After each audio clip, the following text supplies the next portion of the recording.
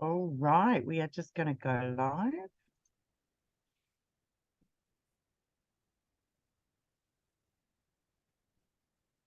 Okay, fantastic. And welcome along. Hi, I'm Kathy Frey, and this is IMCO, the International Integrated Maternity Healthcare Organisation.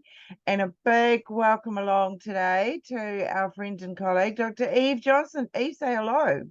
Hi everyone, thanks for joining us. Thank you, Kathy, for having me. Oh, it is great. And here at IMCO, we have come to know your colleague, Dr. Julia Bartrop, pretty well.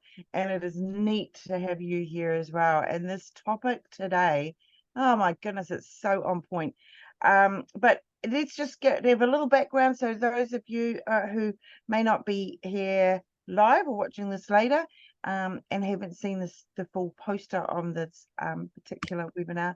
So Dr. Eve studied at a double degree, Bachelor of Health Science and Bachelor of Applied Science of Chinese Medicine, and graduating last year. So you're a bit of a newbie, but you're studying under a really experienced lady, Dr. Julia Bartrop. But since graduating, she's been working at Rebalance with Julia in Melbourne, Australia. And Eve was drawn to Chinese medicine due to the holistic approach, complementing her strong belief that there is just more to disease than just biological changes in the body. That's for sure. And her particular passion has already become about, menstrual health, natal health, prenatal, postnatal, education on TCM of traditional Chinese medicine. And that topic that she's going to be doing a PowerPoint on today with us is all about, focusing on the male parent as well. And we were just discussing in the green room before we went live, it's so frustrating with how women in that preconception role will take all the blame onto them. Like, they kind of carry all the burden and go, well, the reason for the infertility or the reason for the recurrent miscarriages, or, they kind of think it's all about them and forgetting that the sperm has a huge impact on prenatal health. And yeah, so I we won't yeah, I'm gonna hand over to Eve so she can take you through this. Yes, thank you, Kathy. I'll just share my PowerPoint. There we go. Brilliant, that looks Um, perfect. awesome. Okay, so as Kathy already said, I'm going to be talking to you guys today about including both the partners in the Chinese medicine process of pregnancy. Like we just mentioned, often the women. Sorry, has that stopped sharing? Yes, it did. That's all Sorry. right. All good.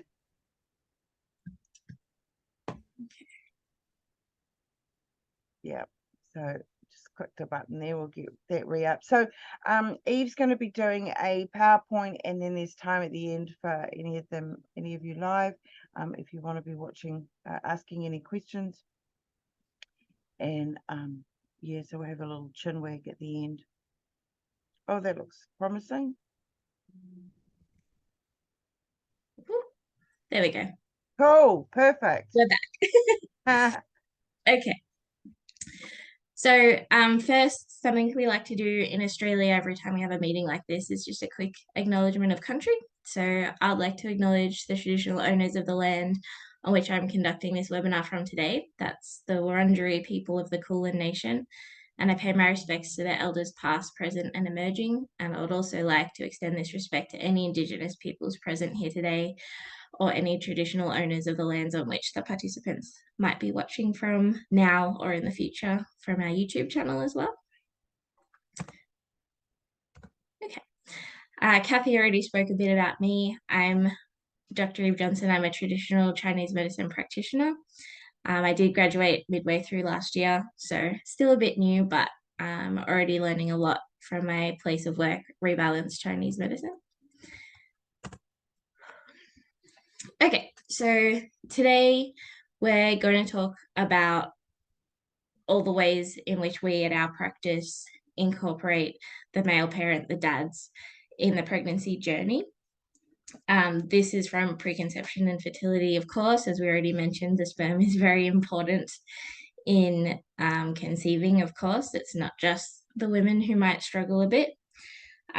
We also like to include them at all stages of the pregnancy as well. We get them in during our birth preparation sessions so that we can teach them about how to assist during labor and also after birth as well.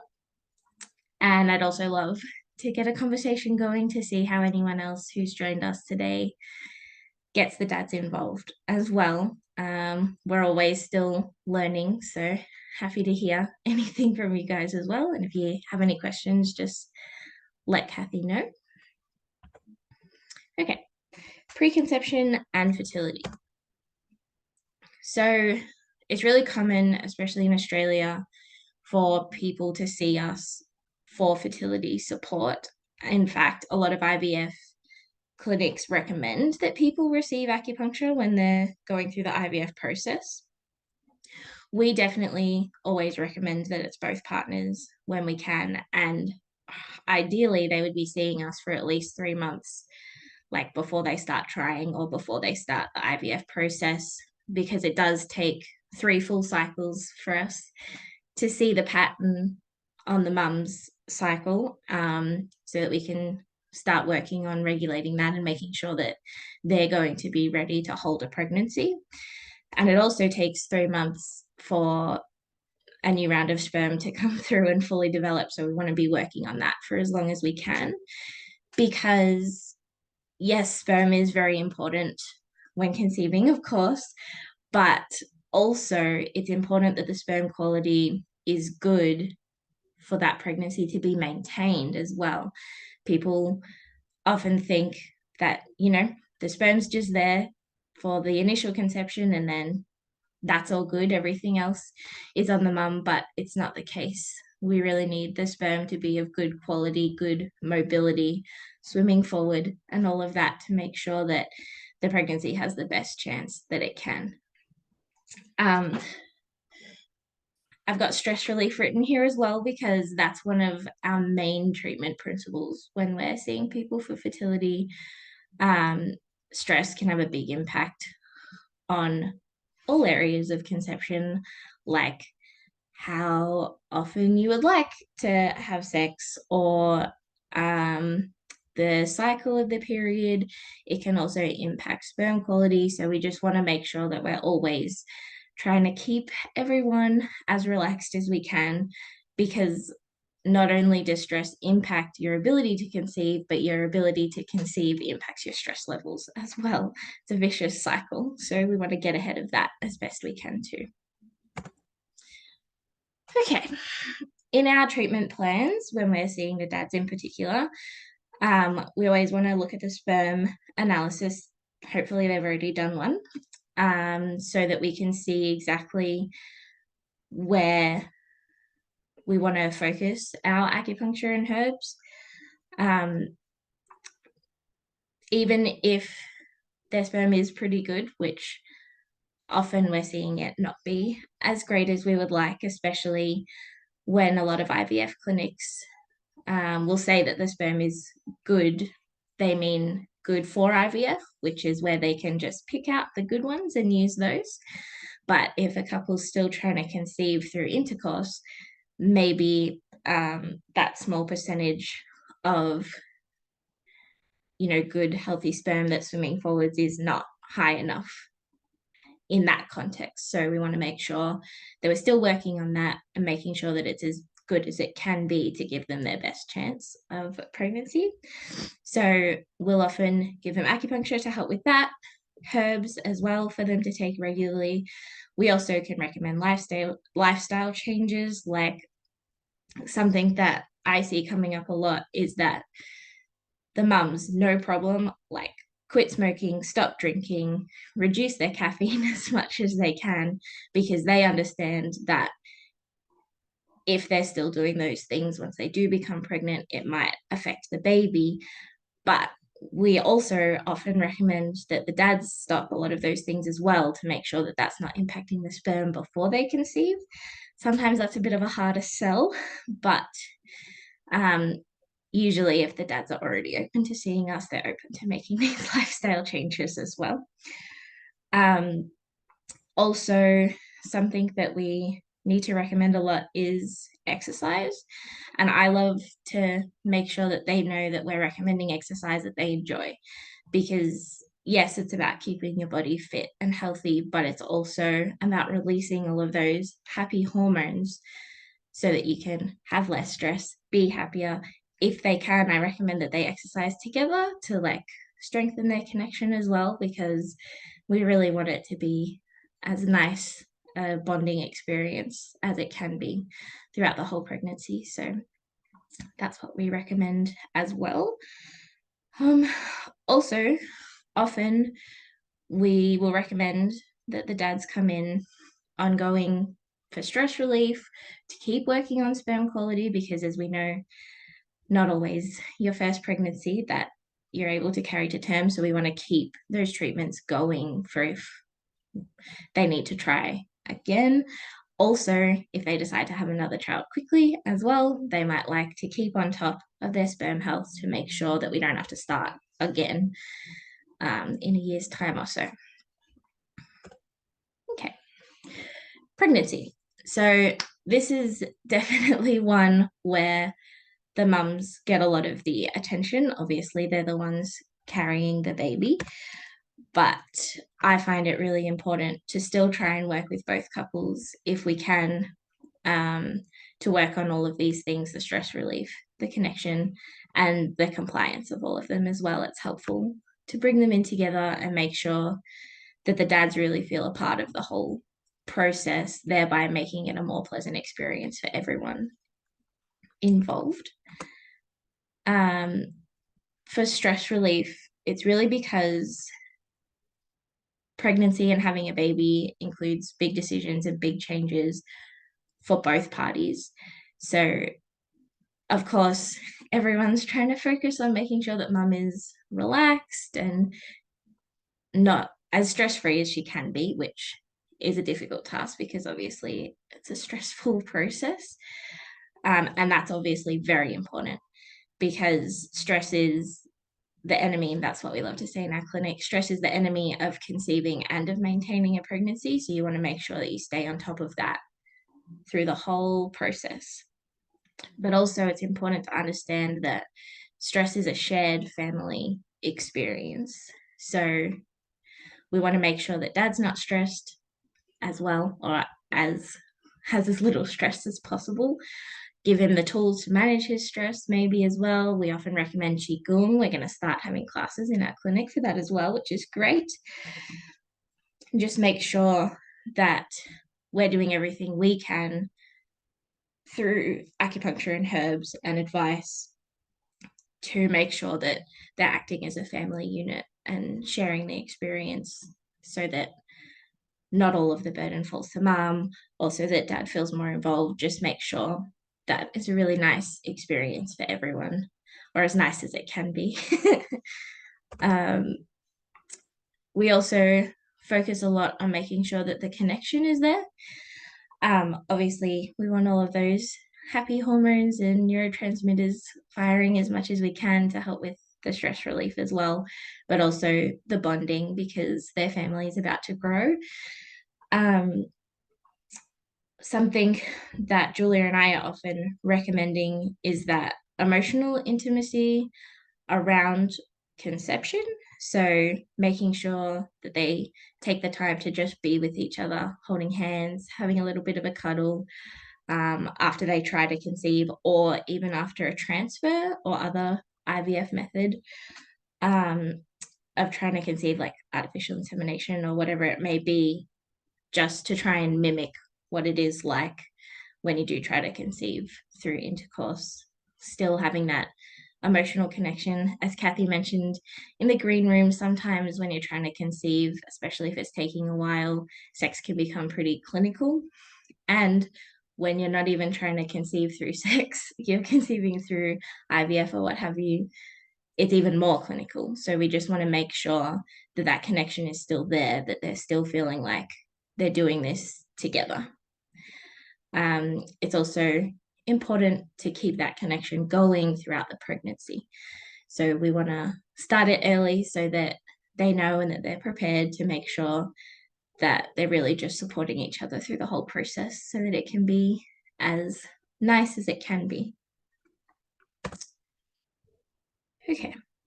The other thing during pregnancy that we like to talk to both partners about is compliance with our advice. I find it really helpful to have both partners in the room so that they can hear the advice where appropriate. Obviously, with confidentiality, it's important to make sure that both partners are comfortable with whatever level of sharing we're doing.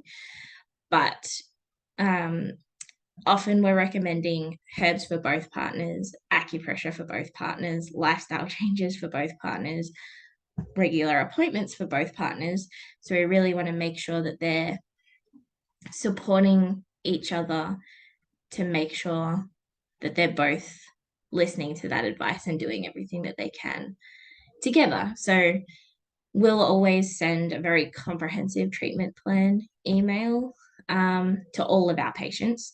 So if we are seeing both partners in a couple, they'll each get their own email that outlines everything that we've talked about. Sometimes it's a lot, so they need something that they can refer back to instead of just remembering everything we've said.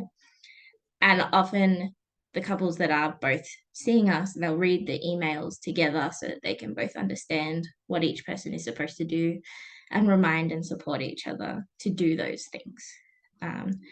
And in that way, it really becomes a team effort, which is great.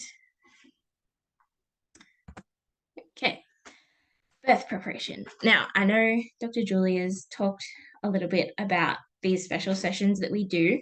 I love them, they're fantastic.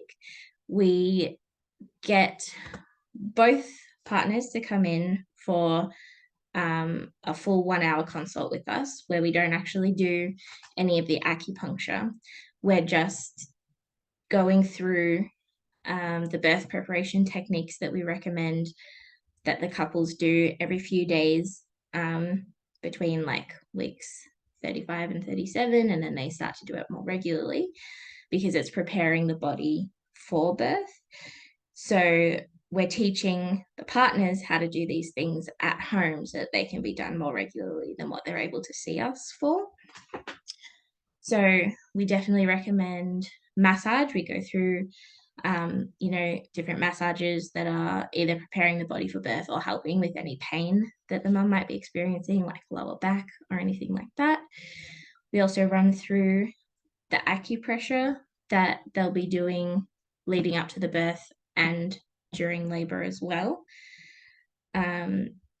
We also talk to them again about that connection, because making sure that especially oxytocin is released closer to birth is very important to help with the labor as well.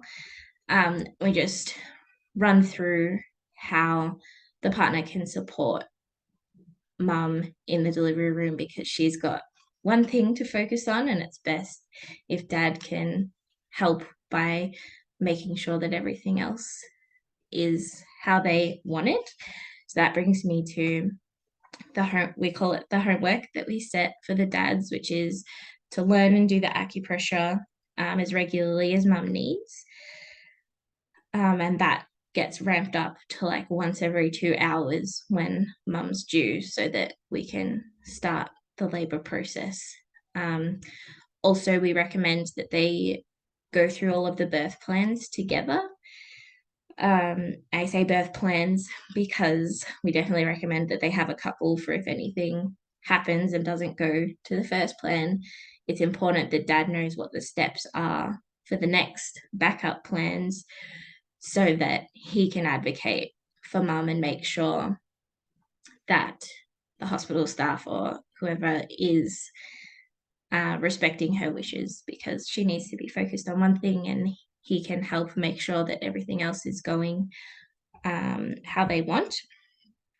Also, we're making sure that he knows how to contact us if they need to cancel any of her appointments with us, because she has gone into labor. We often are scheduling multiple appointments ahead of time when it's around the due date, so that we can do the acupuncture and really try to get things going. So often they don't even make it to a lot of those appointments because they do go into labor first. So we want to make sure that he can do that. Also, we're teaching them how to communicate with the healthcare staff that are assisting with the birth. Some hospitals and doctors like to do C-sections earlier than what they used to, and they really start to encourage it strongly if the labor is going a bit long. So if that's something they're open to, then obviously they'll discuss that during the birth plan, and he can help make the decision of when that's going to happen. Or if they decide that they want to wait a certain amount of time before they do really consider that, he might just gently let everyone know that they're going okay. We want to make sure that the environment's like nice and calming, turn the lights down a bit if they can. So all of those things, we're just making sure that both partners know how they can support each other and how mum can be the best supported throughout the whole birthing process. Which brings me to the next section, labor. Okay, so in the sessions, and then with emails and helpful like pamphlets that we give out, we're teaching the dads or the parent that's not pregnant how to give practical support. So that's the acupressure. We also teach the acupressure for pain relief during labor as well. It's also about having the positions all ready to go in his head so that he can help mum with those. A lot of our positions that we recommend for like in between contractions especially involve like holding each other so that we can get that oxytocin going as well, and make sure that both are really involved in the process. The practical support as well is also making sure that the plan is going ahead as well as it can at the time. We also want to make sure that the other parent is providing good emotional support. So that's making sure that they're advocating for the plan and also using any soothing techniques that mum wants to be used. Like maybe he's in charge of any music that they want or anything like that. So that's really good as well.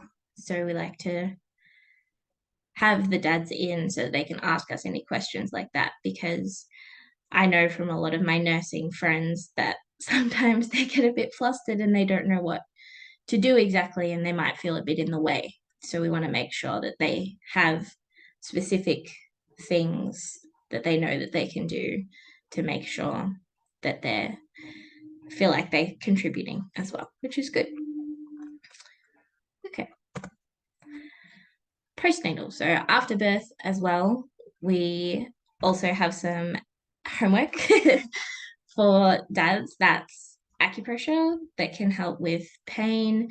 It can also help with lactation as well. So we definitely recommend both partners come in if there's any issues with that, so that we can do some treatment and we can teach them acupressure to help with that as well if they need it. Also great for pain and everything like that as well. So they'll continue a lot of that acupressure that we've already taught them. Also, we often recommend the use of moxa sticks, which if you're not a Chinese medicine practitioner, you might not really know what they are, but it's basically the herb mugwort rolled up into a stick that you burn close to the skin. It just really warms up the area and provides a therapeutic effect, which is really great, especially after surgery. So if they have ended up having a C-section, we'll often get them to come in, or if they can't come in, we might go to them so that we can do a round of moxa for them to assist with their recovery, and we can also teach it to the dads as well so that they can help. which is great. Also, something Dr. Julia and I often recommend is the golden month, where they really just stay at home, just their new little family, and try not to have many visitors, and just make sure that they're really taking that time to connect with each other, all three of them or more if they have other children already as well. And sometimes that can be a pretty stressful thing to tell your family or your extended family, that you need a bit of a break just to be your own new little family for a bit. So often we're hoping that the dads can take on a bit of that boundary setting role if they can. Obviously, if they can't, every family is different. And if you need the extra support, then that's obviously great. Like if you do have one of the grandmothers come in, it's good to try and have them do the day-to-day things like cooking and cleaning, so that the family can still spend that time really bonding with the new member as well, which is really nice. Okay, now's the time for any questions for me, or also I have these questions if anyone is willing to comment, or if you're watching this later, feel free to comment with the YouTube video, because I'd really like to see how other practitioners engage the male partners as well and keep them involved.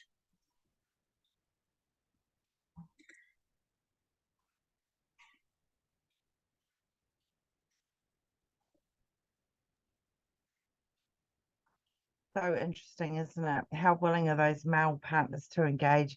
Gosh, don't you find that it's sort of it's probably a bit of the dichotomy. They're either really into it or they're just really not. Yeah. And I'm only seeing the Yeah. ones that really are. So That's right, because by the time, and that's the thing, that you guys are such the ambulance at the bottom of the cliff kind of situation. By the time that people come to you, they're often quite a little bit through that infertility journey, and they get to that point where they're like, what else can we do? anything. Yeah. Yeah, and often for the first time in their lives, they're thinking holistically, and they're thinking about integrative medicine. And it's eternally frustrating, isn't it? Because you're just like, oh man, if you just come to us earlier, we could have saved you a year, or of all of this. But I'm to put things into perspective, because it is still relatively new. I do recall that when I was a student midwife, which is, I don't know, that's like coming up to sort of 20 years ago now, but right at the very end of our training, we had, in the very last semester, very last kind of classes, all the exams were done, and it was just almost like a fill-in thing. You had to do a presentation to the class, right? So, and one of the people there, one of the student or almost fully trained midwives, lovely lady by the name of Vanessa, she did a presentation all about preconception healthcare. And I remember us all sitting there going, wow, this is new, and we'd studied nothing about it. The tutors knew nothing about it. So here's this whole university of midwives, academia, and nobody's talking about it, nobody's studying it.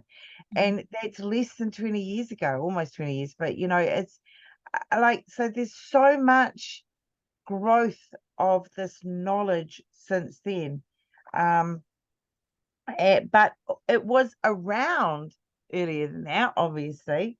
And I myself was seeing a naturopathic medical herbalist for infertility, nearly 30 years ago. So it was around, but it certainly wasn't talked about enough that it even made its way into midwifery training. Although at the same time, I mean, midwives are not fertility experts. By the time we have a client, they're pregnant. Yeah.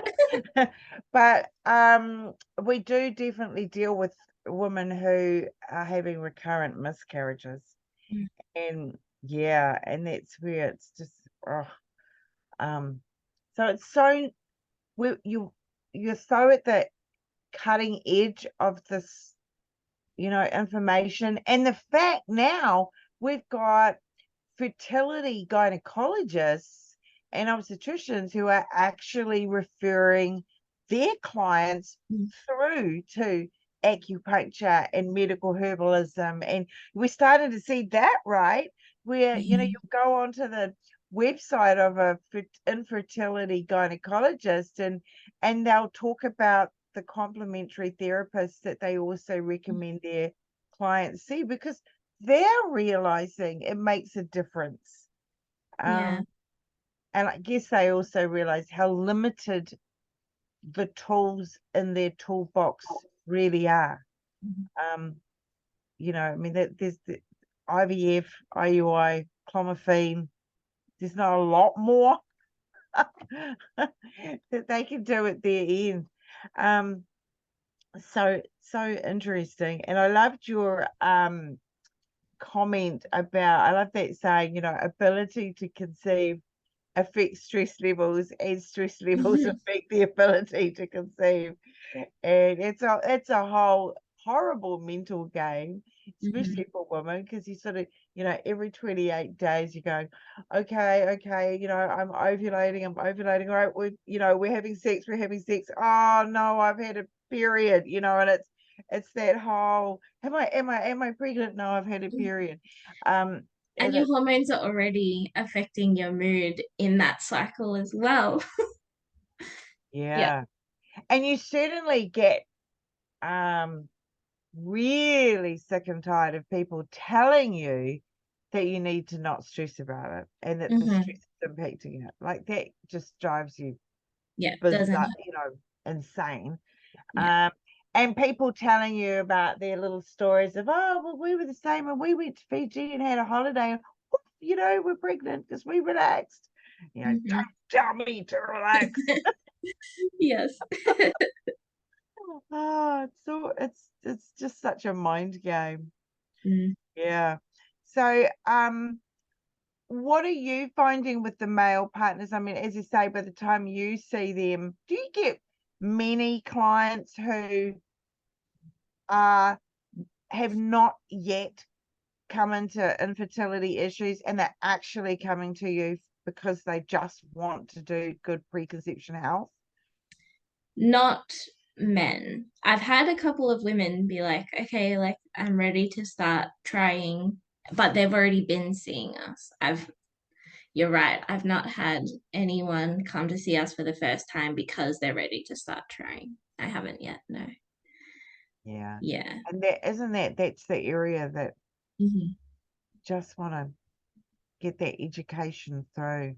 Yeah. Um, yeah. So, and what advice do you give them to keep involved? Um, well, I've certainly been writing on the topic for a very, very long time.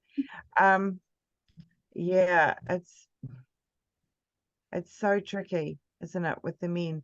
And Yeah. um, I think, like I mentioned, like I see all of our women are like, yep, any lifestyle changes, I will make them. They like change their whole diets for it as well sometimes. But especially when we're only seeing the women, like that we're only seeing the mums, we then hear from them that like, my partner didn't really want to drink the smoothie a couple of times a week to help with his sperm health. He didn't want to stop drinking on the weekends. He didn't want to give up caffeine because he loves his coffee in the morning. So it's really hard to like not lose them over some of those things. Yeah. yeah, it's just rough, isn't it? Because that's not, because we all know that as soon as that baby is born, they would do anything for that Mhm. baby. Yeah. You give your life for your baby. Mhm. But beforehand, yeah, don't really want to give up beer for a baby. You're just like, Yeah. oh, mate.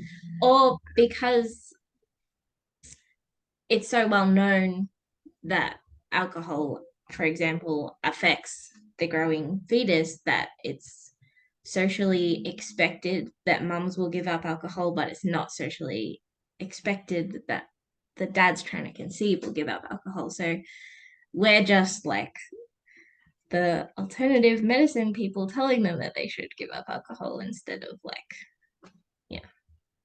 And we're not saying give it up forever.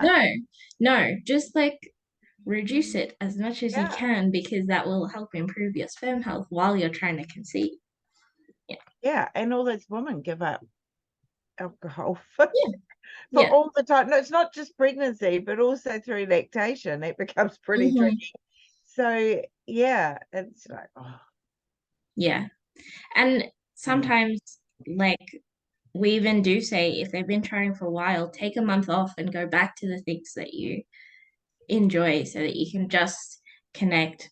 Do a month of just having sex for pleasure instead of trying to stick to your schedule where you have sex every second day from like the time that you're right. fertile and stuff. Yeah.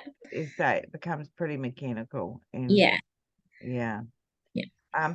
And what we do know, of course, now, and I like one of the areas that uh, I think women don't always appreciate is that obstetric medicine knows so little, and gynecology medicine knows so little. And there's this expectation that it knows everything now, and it Mhm. doesn't. Um, I was a research midwife with Auckland University for a while, and the thing that it's just, the more we would study, the more we would realize we didn't understand what was going on. Yeah. Um, and so yes, we know for sure that sperm affects um, the miscarriage rates. Mhm. We know that sperm affects preeclamptic toxemia. There's certain things that we have discovered in recent years, but we still don't fully understand it. I mean, I always say modern medicine can't even work out how to cure hiccups yet, Mhm. right? Yeah. But if we can't cure hiccups, why do you think there's all these other far more medically complicated things that we know how to fix? Mhm. We don't, and there's so much we don't understand, especially in the pregnant body. It's been an incredibly understudied area of medicine, um, and so much of that maternity journey, we're only just getting the technology now to be able to do studies that will give us information. Um, so it's, yeah, the doctors don't know. We don't even know what triggers labor. It's a whole lot of theory. We know the mother's body's involved. We know the baby's body's involved, and there's all these hypotheses of what occurs. But there's this synchronicity that occurs that we still don't understand. We still don't get. Mhm. Um, so it's, yeah, it's anyway, preaching to the converted. Um, so is there yeah, anything else that you would like to like if we're talking to the other maternity healthcare professionals here, if they've got that opportunity to be speaking to the male partner in a preconception or um uh, recurrent miscarriage or any kind of infertility, or any, like I said, just like a general maybe guiding bit of advice that you could sum up that they could give to male partners? I guess the biggest thing is to remind them that, like, genetically, they're contributing like half of this baby. And I see a lot of like fertility is something that most people are very sensitive about. And if the partners are already seeing us because they've already been through the IVF process, often mums have already been told that their fertility is not great. But we might be the first ones to tell the dads that their fertility is not perfect. Right. And that So, comes down to the fact that when an IVF gynecologist is saying to you, oh, the sperm's good, it means they've got enough that they can hand select one, yes. to So, mix it with the egg. But that yeah, doesn't relate to no. good sperm Yeah. for sexual So function. recently, especially since IVF has become popular, they've reduced the range of acceptable percentage of good morphology, like Right. reduced it. So yeah, they've like taken it down to like 4%, which is not enough to give you a good chance of conceiving through intercourse, but it is enough to give you a good chance of conceiving through IVF, where they look at all of your sperm and say, that one's swimming good, that one's the right shape, I'll take that one. But obviously, when you're trying to conceive through sex, it's all of them just trying to go at once. And maybe the good one will make it first, but maybe it won't. Wow. So 4%. So IVF is looking for 4% of sperm to be healthy, normal, good, Yeah. more. Yeah, wow. That's pretty low. And Yeah. what sort of percent for natural intercourse conception are We're you really looking for advocating? like bare minimum 15%. 15. Yeah. Like Right. that's So where it's we, because it's still low, right? yeah. Yeah. But that's Yeah. a Obviously, bare minimum. ideally, it'd be much higher than that. But And um, out yeah, of curiosity, when you do have the couples come along, what sort of percentage are you finding where there is a male sperm issue? Is that like a third of the time or half the time, or what are you finding? that's a great question.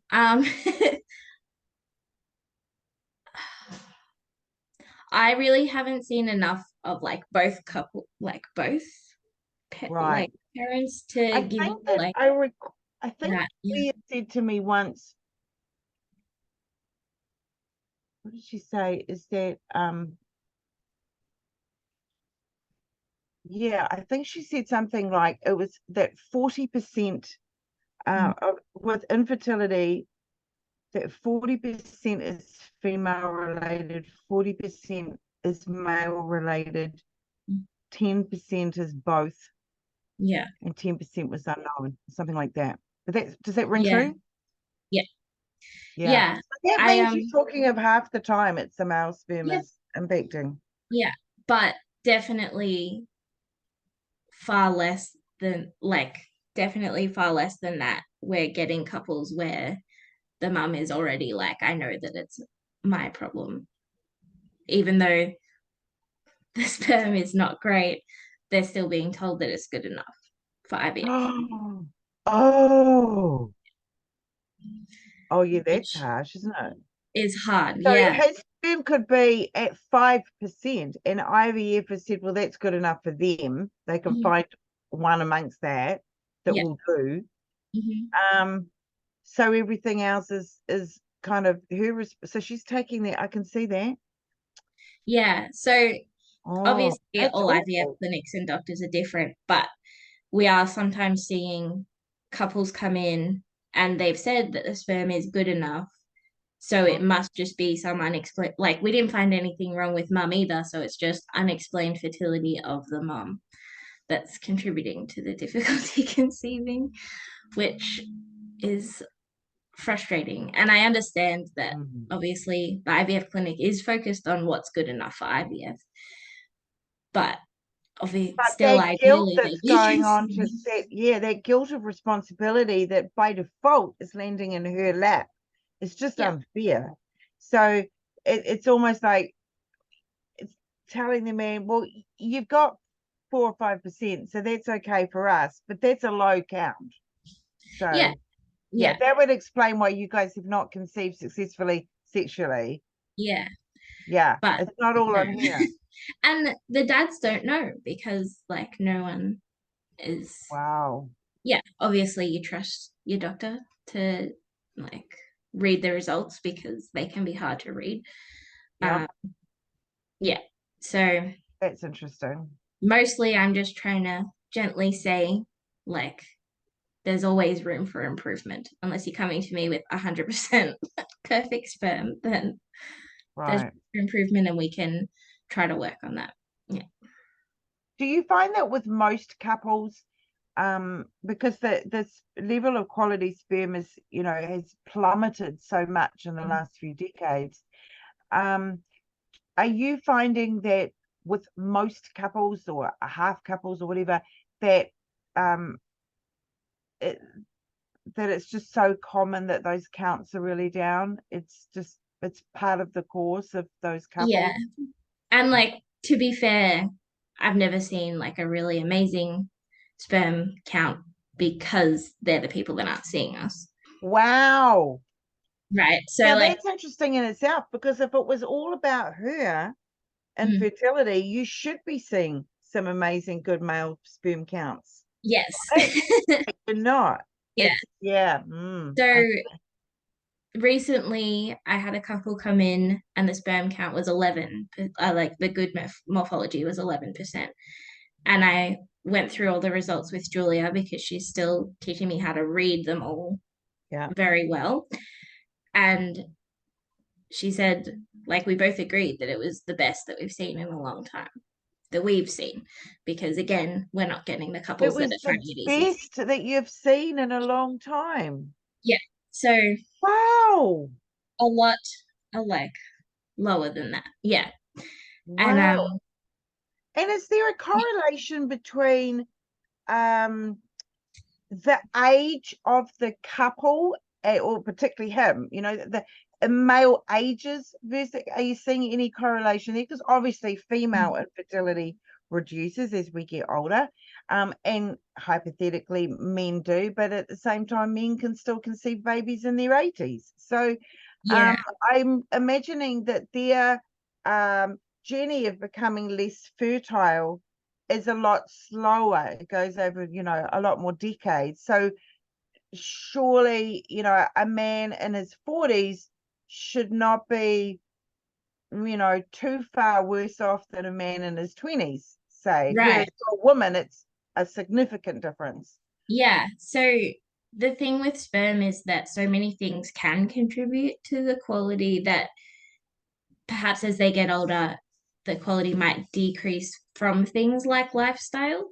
like because they've been smoking and drinking for longer, maybe, or if being older means they're more likely to be injured and less active, or things like that as well will come into it. Also, when people are trying to conceive, um, often they've been told that they should try to have sex once every 2 days in their like fertile window from, it depends when they ovulate, but like maybe day 9 to day 15 or something. Yeah.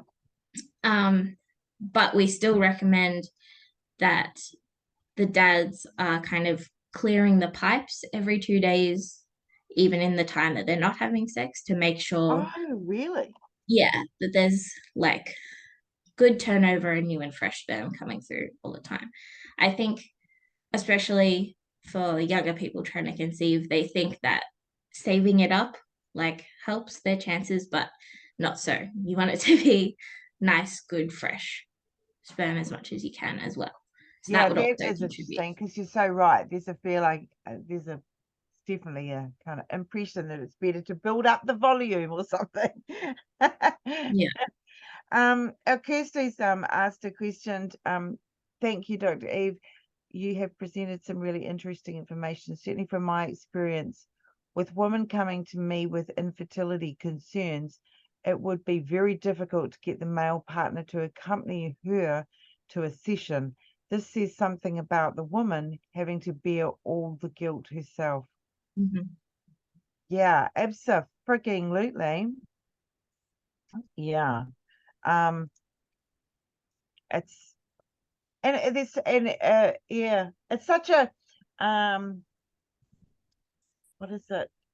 Uh i impact on their manhood, Mhm. and I don't know, and maybe that's part of, I've always sort of thought that I mean, this is getting psychological, but I've always sort of thought that because the whole world can see how small or large a woman's breasts are, um, we already declare our womanness very upfront, Yeah. Yeah. right? Whereas men, their how big or small their penis is all hidden away and nobody knows. Yeah. And so I think that and not that the size of your boobs Yeah. relates to fertility, it doesn't, but it's an aspect, and the size of a penis doesn't relate to No. fertility either. No. But we are used to the mentality of the fact that our femaleness is out for the world to see, and men grow up having their maleness lovely and covered, except for maybe some biceps on shows, Yeah. um and yeah, so maybe, and also the fact that we carry the babies, Mm-hmm. I guess, of course, but there's a lot of education to come. But actually, I was speaking to a young man a while ago, and he is going to be the sperm donor for his trans brother. Mm-hmm. And so he had a sister who's become a trans man, and that trans man is with a lovely lady, and so he's the brother is going to become the sperm Mm-hmm. donor when the couple are ready to have kids, because um that's pretty close to Yeah, big keep the family DNA going. DNA.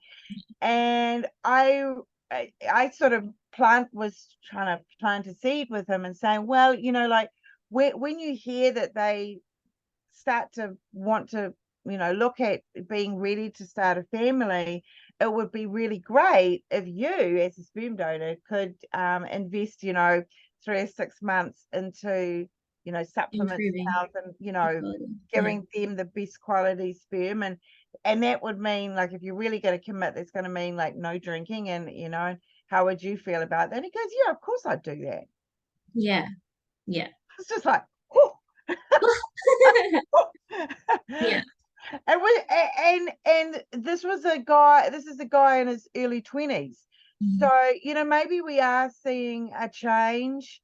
Um, and even down to the fact that couples going out for dinner, women can for first dates, women are like, no, you don't need to pay for me, mate. Like, I have a Yeah. job, and we can 50-50 on this. So maybe there is that sort of changes sort of coming in, where I don't know, it's men can be less macho or something, and it's Yeah. masculine. Yeah. It really just depends on like each person as well. Like Mm, obviously any male patients that I see, they're already kind of on board with, like, if they're seeing me, they're on board. right. So that's really great. And it's really nice to like see them be like, yes, tell me everything that I can do. Or like, I want to learn the acupressure. I want to learn the massage. How often do I do it? Every day? That's fine. But like people that I know, like maybe from high school that have started having kids, sometimes the partners aren't even that fussed about being in the room for the birth. So like it really just depends on the person. Everyone's different, and obviously the ones that are really on board from the start, that's great. Yeah. Gosh, yeah. And you just know that they're going to be so good at that labor, and Mm-hmm. they'll be so probably such great dads because they're just so Yeah. participatory. Yeah, just fabulous. Um, do, do you want to, we should wind things up. We're almost at time, but do you want to Yep. just go over your contact details as well, Eve? Yes, I can. I think they're all the way at the start. Whoop, there we Oh, go. perfect. So yeah, that lists our website, my email address, and our social media accounts. So you can reach me at either of those. Brilliant. So Rebalance TCM, which it stands for Traditional Chinese Medicine, and Eve at rebalancetcm.com. So that's fabulous. Well, thank you so much for being here today. We appreciate having you back. And Yes. I know that, as I say, your colleague Julia has done a lot of presentations with us because she's just so incredibly knowledgeable on the topic. And it's it's great to have you part of the team as well. She must have been bursting at the seams with workload, I think. Yeah. So and thank you for those that tuned in live today. That's always appreciated, and we know that a lot of you watch these things later down the track as well. So from us here at IMCO, we just want to wish you all a wonderful rest of the day and rest of the week. And yeah, so we'll say bye from now. Okay. Awesome. Thank you, Eve. Thank you. Thank you, everyone. See you later.